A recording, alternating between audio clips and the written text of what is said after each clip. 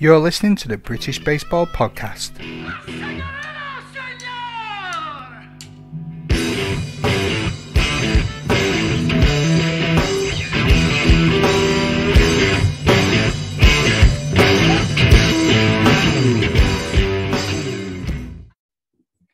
Hello, baseball family, and welcome into week 3 of the 2021 Around the Ground show, your weekly British baseball results roundup episode. Want to get your club involved in the roundup show? There's a fantastic rookie debut like we had this week, a no-hitter, a grand slam, some history made, records broken, or maybe you just want to give the player of the game some exposure and some love. I want to help you share those events and stories. So why not send me a video along with a box score or exciting incidents and plays that occurred in your game, or drop me a little message to see how I can help you share that team story. And don't forget to nominate your athlete of the week over at BSUK's Twitter account on a Monday. They have like a little form you can fill in to nominate who you think was the best player on the day, so you can get them some love. And on game day, if you want to follow some British baseball, if you go to stats.britishbaseball.org, you can see a really cool and unique way to view the teams across British baseball that are in action. And if your club isn't signed up to it, why not inquire about how you can get involved? And many games were called off this week, just due to that one constant in British summer called rain. But we did get some opening day in the brand new South West and Wales Baseball League. And even though only two teams played, they didn't disappoint with their action. Just want to give a shout out to Rich Evans at Bristol Baseball Club. He sent me a great article back on the 3rd of May, which I've been saving for this episode for the opening day. But if you manage to get a copy of the Sunday Independent on the 9th of May, you might already know this information. But it's a great insight into the 8 teams that are getting ready to battle it out to be crowned the regional champions. So for the first time, the regional champions will take their place in British Baseball Federation's National Single A division for the BBF, and that's going to be held in September. The 8 teams from Bournemouth, Bristol, Cardiff, Cornwall, Taunton and Western are split across the Wessex and the 7 divisions and will play 10 weekends of regular season baseball. The winners of each division will take part in the SWWBL Championship Final on Sunday, the 22nd of August. In mid-July, the Futures Cup, specifically designed for players with no more than 2 years' experience, will be held in Weston-super-Mare. I think it's a great idea and a great way to make the rookies and the young players more involved.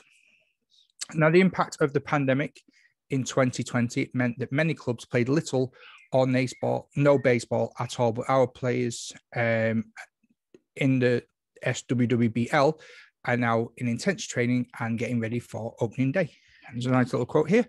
Last season, all clubs felt the impact of the pandemic, but we are delighted to offer a full schedule to our clubs and the first ever chance to compete against clubs from the rest of the country now that the league is affiliated to the BBF, the game's national governing body, said Dan McKim, the league commissioner. It promises to be an exciting season and the league is already planning for expansion in 2022. So anyone interested in setting up a new club should contact Dan McKim through the league website, swbluk.leaguerepublic.com/contact, and I'll leave a link in the show notes. So let's have a look at some of these clubs that are in action. In the SWWBL, the Western Jets were formed in 2017 by local baseball enthusiast Kev Robson. And after an initial online recruitment drive, the club held its first training session at Weston-super-Mare Football Club. Hutton Moor playing fields were then secured as the home ground of the new club and renamed Robson Field in honour of the club's founder, who was also elected as the club's chairperson. The name Western Jets Baseball Club was decided upon where the club colours of red, black and white. In the first ever game, the Jets took on a team from Bristol Baseball Club on the 8th of April 2018 in a friendly at Somerdale Pavilion. The Jets were elected to join the South West Baseball League by unanimous vote of all the league's clubs and played their first season in 2018 as part of the Northern Division alongside Bristol Bats and the Taunton Muskets.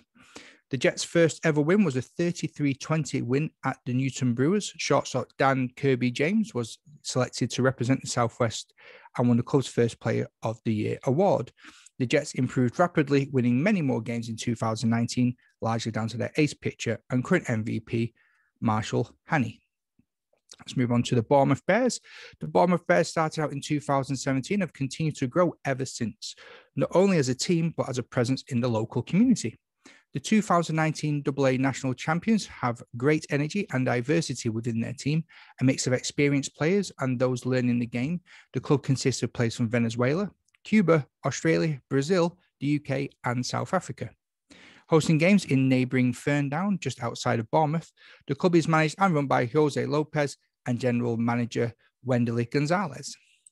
Gonzalez, who's one of the rising number of prominent female contributors to UK baseball, said, quote, "We have created a family here at the Bears and are passionate about baseball. Our aim is to have fun and create a family ethos, which is what we do every week." The Bears will have two teams competing in the up-and-coming 2021 season, a team in AAA and one in Single A. The Single A team highlights the growth of the Bears and their commitment to developing new players. Bears Single A player Warren Doyle commented, quote, "I joined this team in 2018 and have improved my skills thanks to the excellent setup of the club. It's a wonderful feeling to play competitive baseball. It's exciting being part of this family." The Cardiff Merlins, Wales' only baseball club, grew out of Cardiff Softball League in late summer 2017 when American expat Ben Wikowski got a group of players together for a successful friendly game over the Severn Bridge against Bristol. The club was officially founded in January 2018 by Ben and Edward Peebles, with 2018 used as a development year to attract players and gain experience in friendlies against teams from Bristol and Taunton. Having built a strong foundation, the Merlins entered the SWBL in 2019 and had a successful first season, reaching the Single A final against the Exeter Spitfires after a strong second half showing. Memorable moments that year included rookie slugger Aaron Fulton Brown crushing 2 home runs and Canadian outfielder Scott Morden making a game-saving over-the-fence catch away at the Western Jets. Club chairman Andrew Snow, quote, "The players are hugely looking forward to getting back on the diamond in 2021, having not played a competitive game in over 18 months due to the pandemic. With the addition of a few experienced players, we hope to be competitive again this season with a bonus of a place in the BBF national playoffs to aim for." The Taunton Muskets Baseball Club was formed in 2013 by a group of volunteers, some of whom are still active within the club today. By 2015, the Muskets secured the club's first league championship trophy and followed it up by successfully retaining the title in 2016. Away from league competition, the Muskets sent a team to London, accompanied by some additional SWBL players, to compete in the London tournament hosted by the Croydon Pirates, winning the tournament overall. Future years saw Taunton remain a strong force within the SWBL, narrowly missing out on the title in both 2017 and 2018. And in 2020, while regular SWBL season was disrupted due to COVID, the Muskets took the opportunity to enter the BBF's national tournament at Single A level and finished a respectable third amongst the teams nationally. 2021 is anticipated to be a bumpy year for the Taunton Muskets, with a new ground at Victoria Park now open to the club in the heart of Taunton, and members reaching peaks not seen since having 2 teams. Chair Kevin Snow said, "We're really excited for the challenge ahead and the opportunities to develop our coaching and players now that we're affiliated with the BBF." Moving on now to Bristol Baseball Club. Bristol Baseball Club was formed in 2008 with 1 team. Today, the club runs 4 adult mixed teams, a women's team, and a youth section, and there's nearly 100 playing and training members. The Badgers play in the British Baseball Federation's AAA Southwest Division, while the Bats, Buccaneers, and Brunels all play in the BBF SWWBL Single A Division. In 2011, the Badgers won the BBF AAA South Division before the team moved to the fledgling Southwest Baseball League in 2014. And since 2017, the club has been based at a purpose-built field at Somerdale Pavilion in Keesham. They won the SWBL title in 2017 and moved up to the BBF AA Division the following season, reaching the national final in 2018 and 2019. This season, the Bats, Buccaneers and Brunels will be fighting to win the regional Southwest title for a place in the national Single A finals, which the club hosted back in 2020.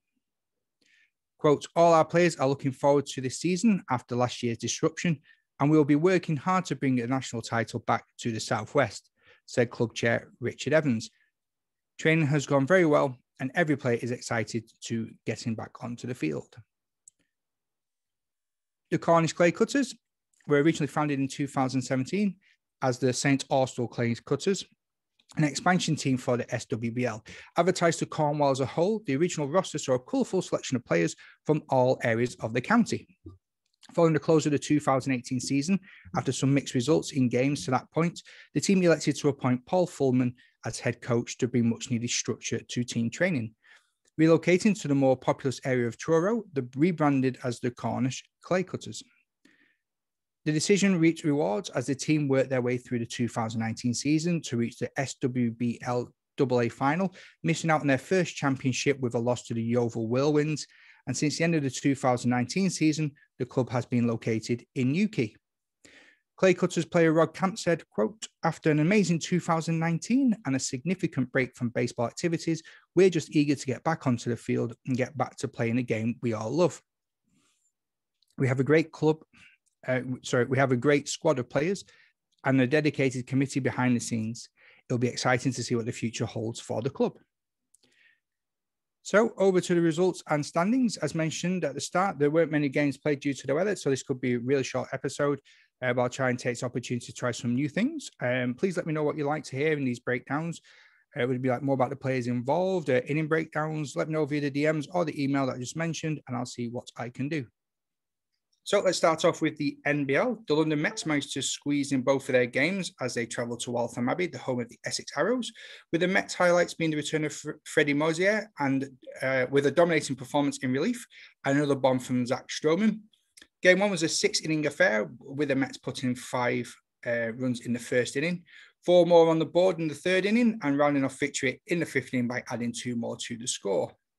The Arrows weren't able to reply for that game, but GB's Brian Laneoff getting credited with the win after pitching 3 innings, and Freddie coming in to see the game out. The Arrows did manage to get some hits in courtesy of Juan Diaz, Alessandro Trabuco, and Edwin Almonte. Apologies for butchering of names. Game 2 also went in favour of the Mets as 7 innings were played out. The Arrows managed to score 1 run in this game, and that came in the 5th inning, courtesy of Marco Pestana, crossing home plate there. But the Mets scored in every inning bar the 1st and the 7th, with 3 runs coming in the 2nd inning, 1 run coming in the 3rd, 2 in the 4th and the 5th, and 5 runs in the 6th inning, with runs coming from Dylan Baxter, Zach Stroman hitting that home run, Brendan Powell with a pair, Jonathan Crammon, Jamie Dix, and Mike Banagale with scoring a hat-trick of runs, Rory Challenger and Aidan Pearce. Pitching the game in Game 2 saw DeMarcus Moretta pitching 5 innings for the Arrows, with Ali Lorenzo taking over in the final inning, and Jordan Emmons and Tommy Flaherty pitching 3 apiece there for the Mets. This info was provided from a box score from the Mets Twitter and also from the manager, Rich Minford, who dropped me an email with this. So if you see it might be a bit one-sided, let's try and even out the balances by sending over some information too. So I'm now going to head over to Roundshaw Playing Fields in Wallington, in Croydon, with the adopted home ground of the Lancashire Legends Baseball Club, who hosted the high-flying London Capitals, which was overseen by umpire Gabor Erdos. They only managed to get 1 game in before rain interfered and put a stop to the afternoon fixture, and it took just under 2 hours for the Capitals to win 13 runs to 3 over those 5 innings, with Julio Cesar Figueroa Almonte homering deep into centre field in the 1st inning to bring home Lewis Wampler and Reese Wilson in the process. Alex Deacon managed to get a single through the right, which allowed Matthew First to score and moving Nathan Lewis up to 3rd, who then scores an E2T. I don't know what that abbreviation means, so if anyone can let me know, that'd be great. Top of the 2nd saw Kyle Randall homer deep to centre field with no reply from the Legends. And then the top of the 3rd, Lewis Wampler singles to first base, and Peter Wildman scores for the Capitals.